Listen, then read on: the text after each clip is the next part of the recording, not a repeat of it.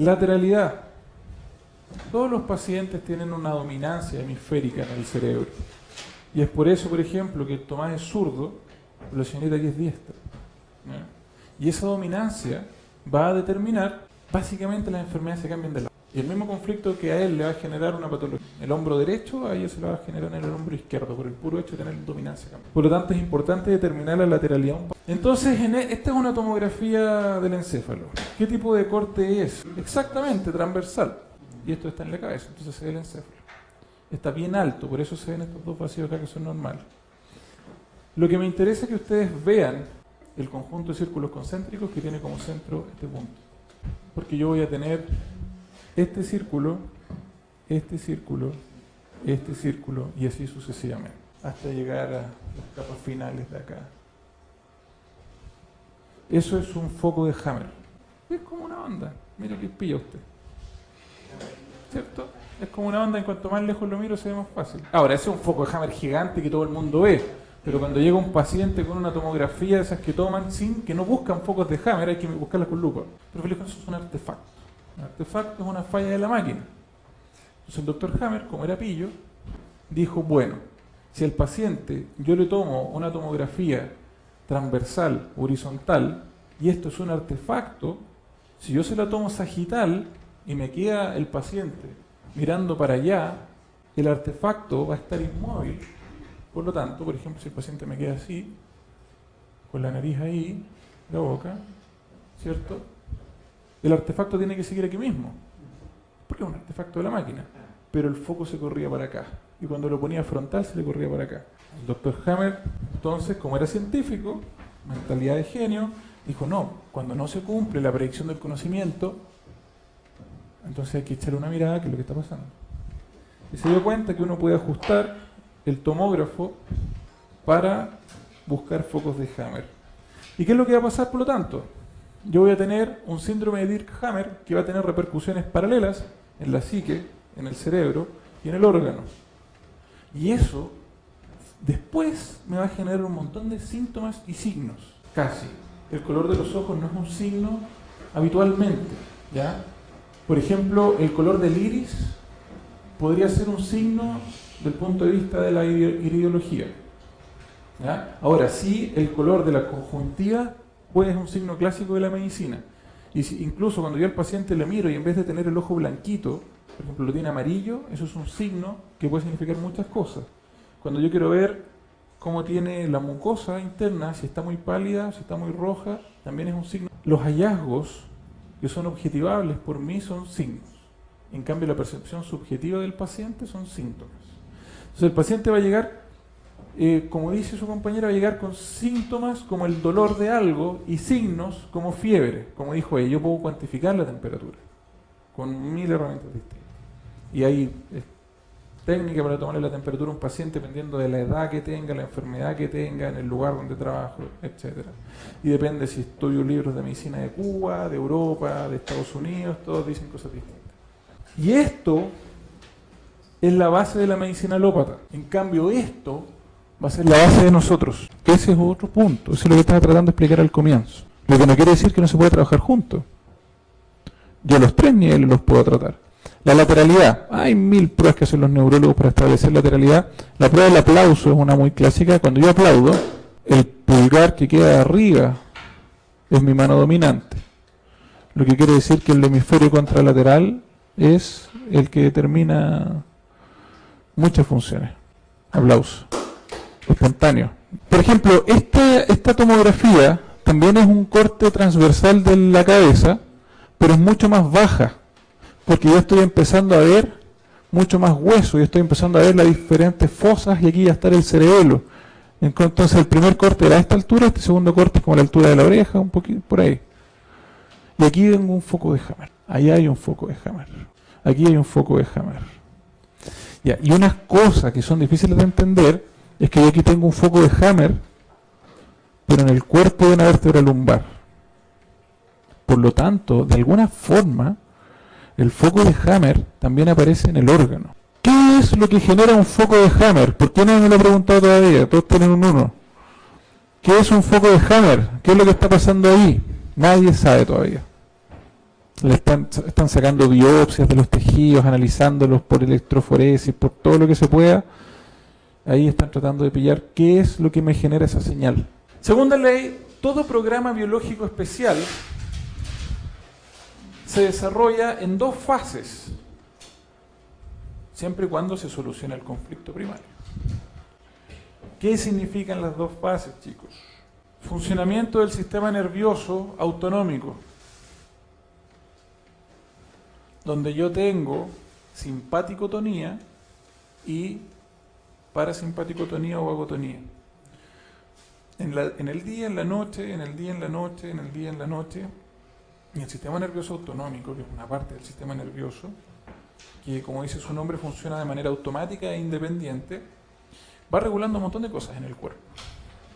Regula muchas variables, como por ejemplo el funcionamiento de la musculatura involuntaria, de las glándulas y otros, pero principalmente esas dos.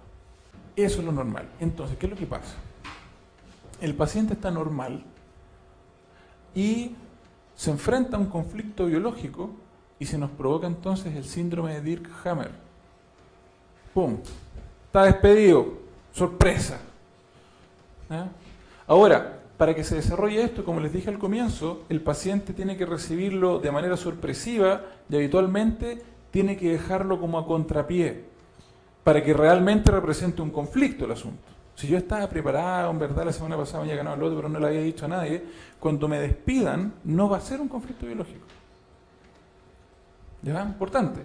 Conflicto biológico, se desencadena un programa, un síndrome de Dirkhammer, y fíjense que el gráfico, entonces, fíjense que se genera un aumento de la actividad del sistema nervioso simpático, con un aumento de todas las características controladas por el sistema nervioso simpático. De manera sencilla y antigua, ¿no?, casi un poco obsoleta, se dice que el sistema nervioso simpático es el sistema nervioso de la alerta. Que cuando yo me veo enfrentado a un estrés, el sistema nervioso, llámese estrés, un estímulo que presiona el sistema, lo hace responder, yo tengo que responder a ese estrés. Por ejemplo, voy corriendo a clase porque hay prueba y voy atrasadísimo. Entonces voy corriendo. Y estoy estresado. Y frente a ese estrés se activa el sistema simpático y genera muchas adaptaciones. Por ejemplo, se inhibe, se disminuye el funcionamiento del sistema digestivo, porque yo no puedo gastar energía en estar digiriendo alimentos, cuando lo único que tengo que hacer es llegar, me quedan 3 minutos para llegar a la sala. Se altera, por ejemplo, la contracción de las pupilas. Incluso se disminuye la percepción del dolor, porque ¿qué me importa que me raspe con una rama si lo que yo necesito es llegar rápido, sin frenar? Incluso la capacidad de olfacción, ¿no? Se puede generar hasta una especie de anosmia, que es la pérdida de la olfacción. Entonces, cuando yo llego al instituto y me dicen que el profesor todavía no ha llegado, descanso. Disminuyen en la sangre todas las hormonas y las proteínas relacionadas con el funcionamiento del sistema nervioso simpático y empiezo a pasar a lo contrario, a la vagotonía o parasimpaticotonía, sistema nervioso parasimpático, que de manera antigua y ya un poco obsoleta se dice que es el sistema nervioso del descanso y del restablecimiento de la energía del cuerpo. Por lo tanto, que se activa en otras circunstancias. Por ejemplo, cuando yo voy a descansar, ¿cierto? Voy a relajarme, por ejemplo, después de comer, para poder digerir los alimentos, absorberlos. Entonces empieza la vagotonía y me doy cuenta, me empiezo a cansar para empezar, me empiezo a pensar con más tranquilidad, qué bueno que no llegó el profe, voy a aprovechar de repasar un rato, me tranquilizo, puedo hablar tranquilo. Me doy cuenta que en el camino me raspé con una rama y ahora me empezó a doler. Incluso me doy cuenta que empiezo a sentir olores raros y digo, ¿qué habré pisado? No me di ni cuenta. Entonces se empieza a activar otras funciones del sistema nervioso.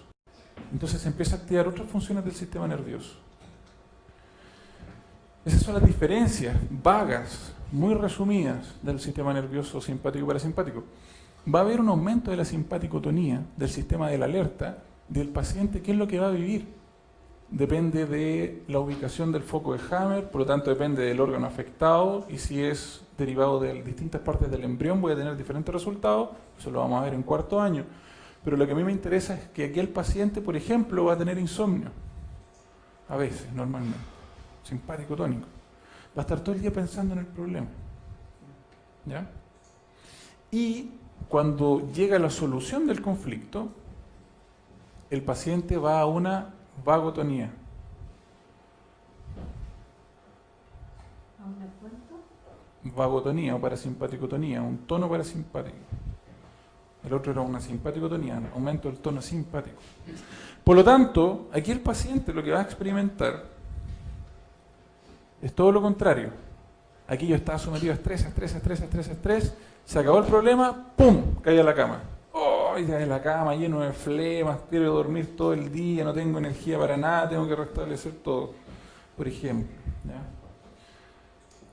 Y cuando se acaba esta fase, que habitualmente es de restablecimiento del cuerpo y normalización de todos mis órganos que fueron adaptados en esta etapa, ¿ya?, para poder vivir, después viene la normalidad. Entonces nuestra vida son puros conflictos biológicos. ¿Cómo? Nosotros, todo lo que vivimos Claro, habitualmente estamos viviendo muchos conflictos biológicos, habitualmente. Entonces, el paciente no entiende por qué me resfrié. Y te llega un paciente a la consulta, tú lo vas a evaluar y tú vas a decir, este paciente tiene bronquitis, traqueitis, faringitis, amigdalitis, sinusitis, y todas esas inflamaciones de la vía respiratoria tienen un conflicto biológico distinto. Entonces el paciente va a ir al médico y le va a decir, ¿pero por qué me dio faringitis y no bronquitis? No, es que el bicho se pegó ahí, le dice. Pues el bicho no sabe anatomía. Usted va a poder entender por qué. Y claro, el paciente no sabe por qué se resfrió. El paciente no sabe por qué hoy día se levantó y le duele acá. No sabe por qué. Entonces nosotros nos vamos a dar cuenta, cuando a mí me llega la consulta, es el paciente que me llega a la consulta de medicina manual por un problema musculoesquelético, pero que su problema es de origen en un conflicto biológico. ¿Cómo se llama ese paciente en medicina manual? Y que los quiroprácticos, traumatólogos, kinesiólogos, osteópatas lo han bautizado y no saben. El paciente ortopédico. El paciente ortopédico, que ustedes se van a dar cuenta de lo que 150.000 quiroprácticos en Estados Unidos no han podido notar, que es un paciente que se enfermó por un conflicto biológico, normalmente. Y ahí hay una diferencia enorme. Cuando los atletas me vienen a ver a mí y dicen, no, es que yo me voy a contar quiropráctico, es un excelente quiropráctico, le digo. La diferencia de lo que vamos a hacer acá es que yo te voy a decir por qué se te, entre comillas, sale el hueso, que es como una explicación básica a un paciente, pero eso no es lo que pasa. Se los evalúa, tú le dices, tú tienes tal problema. Sí, ya tenemos que solucionar eso, porque si no te tenés que seguir ajustando toda tu carrera y no es la idea. Te sale caro, pierdes tiempo, te puedes lesionar. Entonces los pacientes prefieren eso siempre. Así. Nivel de la psique, la actividad del conflicto se manifiesta como una preocupación constante acerca del conflicto. Eso es lo que va a estar pasando en la psique. Nivel del cerebro, la ubicación donde el conflicto impacta en el cerebro está determinada por la naturaleza exacta del conflicto. Como les decía yo, me echaron del trabajo, escasez, humillación, quizás qué cosa significa, eso va a determinar que se establezca en una diferente parte del cerebro o del encéfalo, en verdad. Y el nivel del órgano, si más tejido es requerido para facilitar una solución del conflicto, nivel del órgano, si más tejido es requerido para facilitar la solución del conflicto, el órgano o tejido relacionado con el conflicto responde con reproducción de sus células y empieza a crecer. Usted, ¿cómo se llama eso en medicina alópata? ¿Qué nombre le pusieron? Tumor. Cáncer es otra cosa. Tumor. Entonces, preguntas básicas que sí se pueden conversar en primer año. Perdón, profesor. Diga. Si fuese un niño que no tiene tantos conflictos... ¿Cómo no tiene tantos conflictos? Pongámosle el ejemplo de un niño que está dentro del útero. Es una excelente pregunta. La primera pregunta que hacen todos los médicos, de hecho. Mi hijo nació con síndrome de Down. ¿Cómo va a ser eso un conflicto biológico si nació así? Ya. Podría haberle puesto la foto de los niños con síndrome de Down cuando se van cenando, de los cuales yo no he atendido ninguno. Cuando hay más de un conflicto biológico, que es algo que no les quería pasar en clase, cuando hay más de un conflicto biológico paralelo, en etapa activa, se genera en el adulto una alteración de la mente. Y vamos a obtener esquizofrenias, vamos a obtener trastornos de bipolaridad, etcétera. Y los vamos a entender súper bien. Con medicina germánica los vamos a sanar. ¿Ya? Lo que parecería una odisea en medicina alópata. Pero cuando esa simultaneidad de conflictos biológicos están en la vida intrauterina, generan un freno en el desarrollo del individuo. Conflictos biológicos, por ejemplo, el clásico caso que cuenta el doctor: tengo un niño que tiene 2 conflictos biológicos. Primero, al lado de la casa están construyendo un edificio. Ustedes van a decir, ya, en tal semana se desarrolla el pulmón y ya tiene surfactante y el bebé podría ventilar.